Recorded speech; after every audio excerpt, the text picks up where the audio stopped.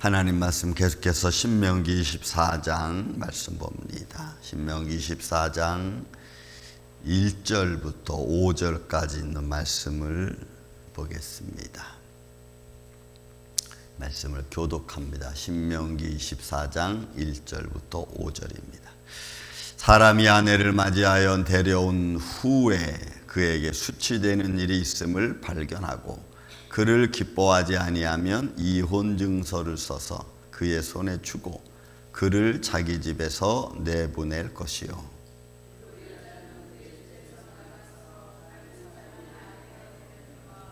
그의 둘째 남편도 그를 미워하여 이혼 증서를 써서 그의 손에 주고 그를 자기 집에서 내보냈거나 또는 그를 아내로 맞이한 둘째 남편이 죽었다 하자.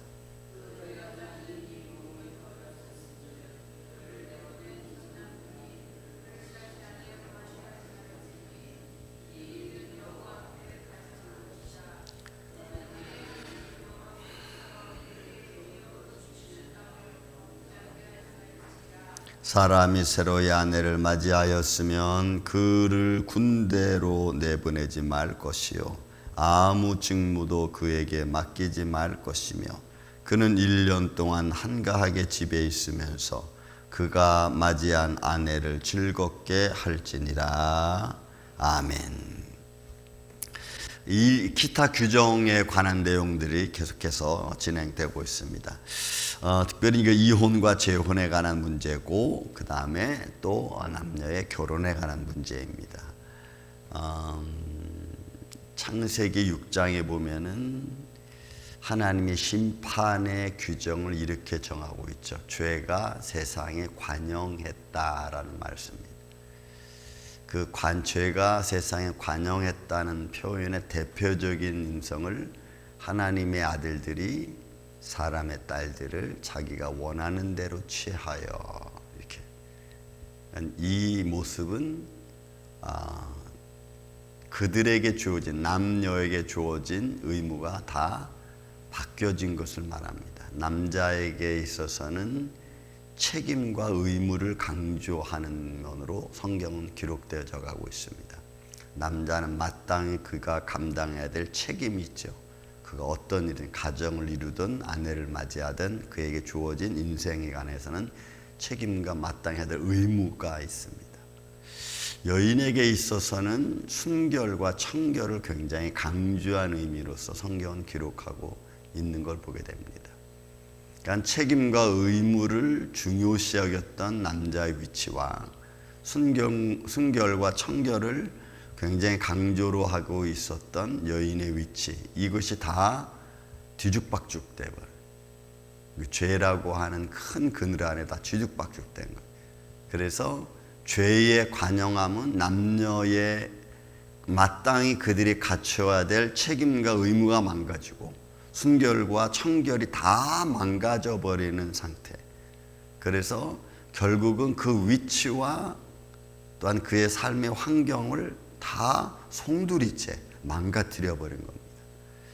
이것이 하나님의 창조 질서와 연결되어 있죠. 마땅히 하나님 그 위치에 따라 만들어 놓고 그 의무를 다하게 하고 책임을 다하게 했던 그런 것들이 다 무너져 내려요. 그게 아담의 가정으로부터 시작되어진 그런 모습이죠. 근데 그렇게 해서 세상은 결국은 죄가 간영왔고 죄의 간영은 거기에서 머무르는 게 아니고 그것이 확대돼 점점점 확대돼서 인생 전체를 파괴해요.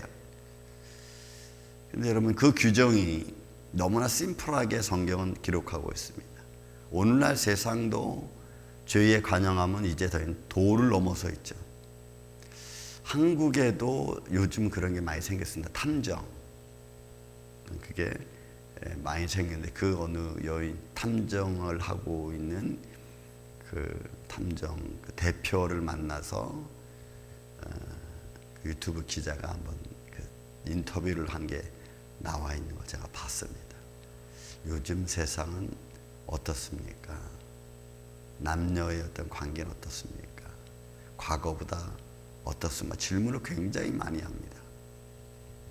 근데 너무나 놀라운 말들을 합니다. 여러분 이게 한국 일만이 아니겠지. 이제는 한국은 거의 모든 게 자유화되어져. 남녀에 관해서는 질서가 물론 다는 아니겠지만, 그 탐정을 맡은 대표자 여인이 하는 말이, 돈이 있는 사람은 돈이 있는 입장에서 부정을 저지르고, 돈이 없는 좀 가난한 사람들은 가난한 위치에서 부정을 저지르고, 돈 있는 사람은 오피스텔 얻어주고 오피스텔로 찾아가고 차를 사주는 의미에서 부정을 저지르고, 돈이 없는 사람들은 차와 모텔에서 부정을 저지르고, 그게 뭐 남녀노소를 최악이 어떤 거라고 생각합니까? 막 질문하니까 시아버지와 며느리 관계도 있고, 여러분 우리가 이제는 상상할 수 있는 시대는 아닙니다. 지난번에도 말씀드렸지만 이런 말씀들은 더 이상 우리에게는 이 사회생활에는 필요치 않은, 있어도 별 의미 없는 말씀. 그러니까 생명의 말씀이, 질서의 말씀이, 하나님께 영광된 말씀이 다 무의미하게 돼버려진 시대가 돼버리고 말았습니다. 여러분 누가 오늘날 이 말씀을 지키겠습니까? 여러분 말씀을 좀 보세요. 거기서 사람이 아내를 맞아 데려온 후에 그에게 수치되는 이 수치에르와라고 하는 이 수치되는 것은 벌거벗겨진 상태, 나체, 뭐 이런 의미, 그런 것들이 발견되면 그를 기뻐하지 아니하면 이혼 증서서 내보내라는 거예요. 이거는 뭐 세상에 누가 이렇게 합니까? 이미 이런 말씀들은 의미가 없어진 지 오래죠. 또 서로가 서로에게 그런 인간적인 욕구만 있을 뿐이지, 즐거움만 있을 뿐이지, 또 책임지려고 하지 않는 게 또 오늘날의 어떤 이상한 정서처럼 돼버리고 말았어요. 한날의 즐거움으로 그냥 끝나버리는 세상. 그러니까 하나님의 질서는 없어진 거나 다름이 없습니다, 여러분. 그러니까 말씀만 하나님의 질서를 강조하고 있지, 세상은 하나님의 질서를 강조하지 않습니다. 오히려 무시합니다. 여러분, 우리가 하나님 말씀을 듣고 우리를 변화시키려고 합니까? 우리 성격을, 우리의 감정을 참으려고 합니까? 사람인데 어쩔 수 없어라고 하는 그 말은 어디서든지 할 수 있고 모든 일에 통하는 말입니다. 죄인이니까 어쩔 수 없어라는 말은 죄 지어도 된다는 말은 아닌데, 죄 지을 수밖에 없는 존재라는 말을, 아니면 내가 지은 죄를 합리화시키는 말로밖에는 되지 않죠. 근데 우리는 그런 말을 써가면서 우리가 원하는 것, 분노, 화 다 표현합니다. 그러면서 내가 뭐 예수야 뭐 이런 말도 쓰고. 여러분, 우리는 작은 예수입니다. 여러분 믿습니까? 예수님 닮아가는 작은 예수입니다. 우리 육신이 어떻게 그런 걸 참을 수가 있어? 아니, 여러분 참아야 되는 거예요. 성경은 그걸 말하고 있어요. 그래서 예수 그리스도의 사람들은 그 정과 욕심을 십자가에 못 박았느니라.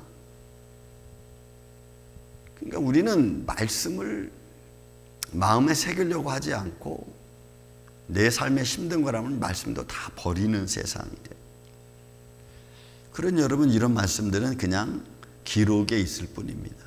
여러분, 그렇지만 이거는 질서고 생명이고 순결이고 하나님의 거룩함과 다 연결되어져야 됩니다. 하나님이 마땅히 그 위치에서 그들에게 주어진 그들의 삶의 원리죠.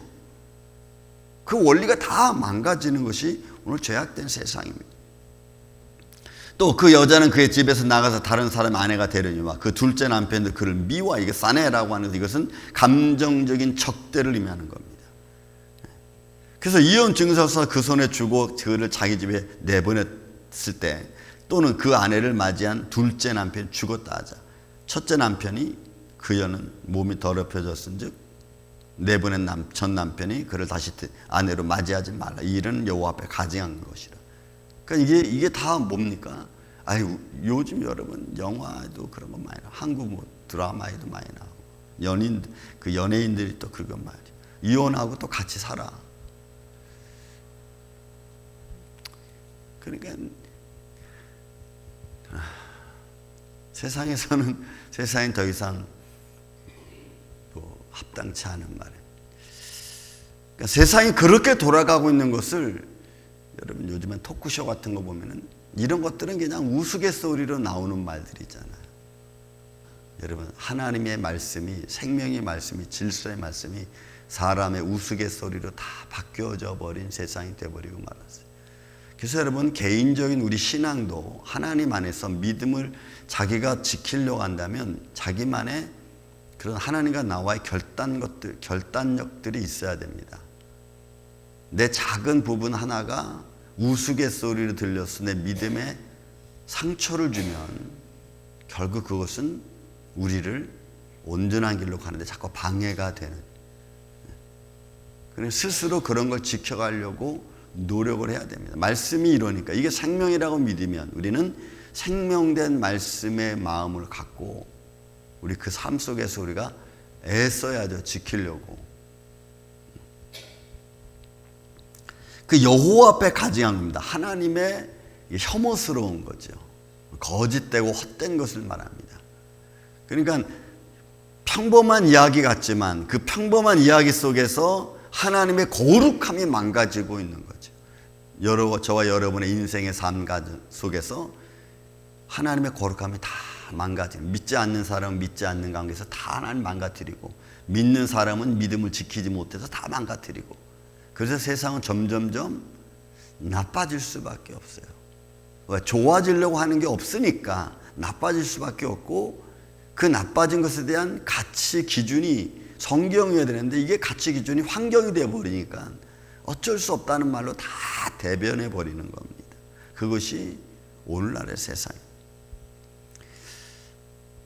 5절의 말씀도 이제 사람이 새로이 아내를 맞이했으면 그를 군대로 내보내지 말 것이며 아무 직무도 그에게 맡기지 말 것이며 그는 1년 동안 한가하게 집에 있으면서 그가 맞이한 아내를 즐겁게 하라.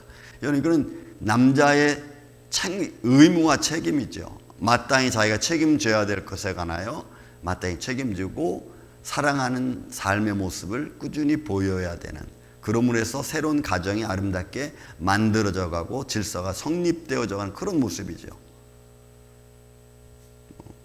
이런 모습들이 금방 말씀드린 그 탐정 여인이 하는 말이에요, 여러분. 결혼하고 나서 신혼여행 갔다 오자마자 이혼한 부부들이 수월찮게 많다고 합니다. 그래서 왜 그런 것 같습니까? 라고 했더니 그 탐정하는 여인이, 그 대표 여인이 그런 말을 해요. 처음부터 잘못됐다고 생각된 거죠. 살아보니까.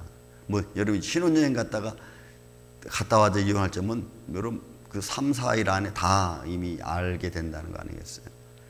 그럼 왜 그렇게 빨리 질질 끌고 있다가 괜히 거기 또 아이 생기고 질질 끌고 있다가 재산 문제 생기면 더 복잡해지니까 그런 거 복잡하게 거 만들어지기 전에 그냥 다 이혼해 버린다. 여러분 그런 세상이에요. 그러니 우리의 삶 가운데서 의의를 찾는다는 거, 말씀의 가치를 던진다는 게 사람을 얼마나 불편하게 하는 건지, 내 삶을 얼마나 불편하게 하는 건지. 그러니까 말씀이 나를 이끌어가기보다는 말씀이 나를 불편하게 만드는 세상이 돼버리고 만 거예요. 그러니 여러분 말씀을 가까이 할 사람이 점점 멀어질 수밖에 없죠. 사랑하는 우리 아침의 성도 여러분, 세상은 이렇게 흘러갑니다. 그런 과정 속에서 우리가 무엇을 지켜야 되고, 하나님을 향한 믿음이, 순결함이, 주를 향한 모습이, 내가 주님 십자가 앞에 무릎을 꿇고 하나님 나는 죄인입니다, 나를 정결케 하여 주옵소서라고 하나님께 기도했다면, 그 믿음의 고백을 전제로 해서 그 이후로부터는 우리의 삶이 새로워져야죠. 지금까지는 이렇게 저런 모습으로 살아왔다 할지라도 내가 십자가 앞에서 무릎 꿇고 하나님, 내가 이렇게 죄인된 모습이었습니다. 나를 용서해 주세요 라고 한 이후로부터는 새로워지려고 노력해야죠. 그 노력 외에는 없어요.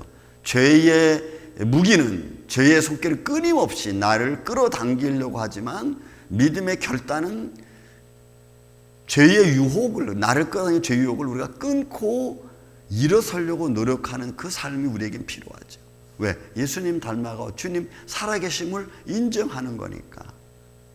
그런 믿음의 모습이 오늘 이 시대의 젊은이들에게, 또 이 시대를 살아가는 저와 여러분에게 필요한 말씀이 아닌가 봐요. 그냥 한낮의 남녀의 결혼 문제로 끝날 게 아니고, 이런 작은 부분에서부터 나와 하나님 관계를 잘 맺어가고 또 믿음의 고백 안에서 새로워지는 새 사람의 모습으로 우리가 매 순간순간 갖는 그런 길을 단호하게 믿음 앞에 설 수 있는 이 아침 저와 여러분 되시기를 주님의 이름으로 축원을 드립니다.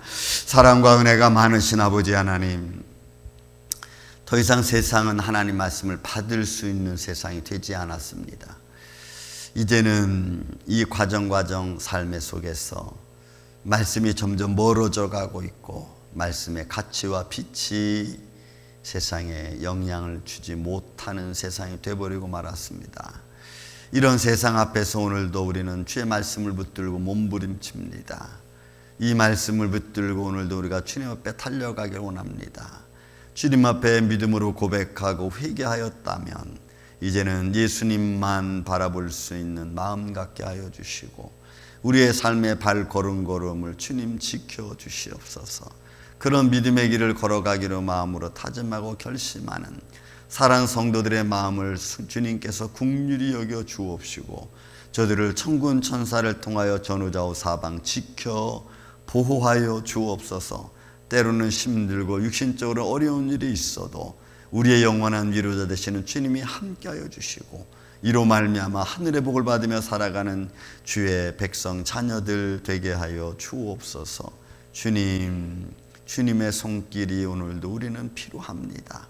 사랑하는 성도들이 한날을 지켜주셔서 힘들지 않도록 도와주시고, 저들의 마음의 삶에 상처되지 않도록 주님 위로하여 주옵소서. 오늘도 이런 복된 하나님의 말씀이 우리와 함께하여 주시옵기를 원하오며 사랑이 많으신 예수님의 이름으로 기도하옵나이다. 아멘. 하늘의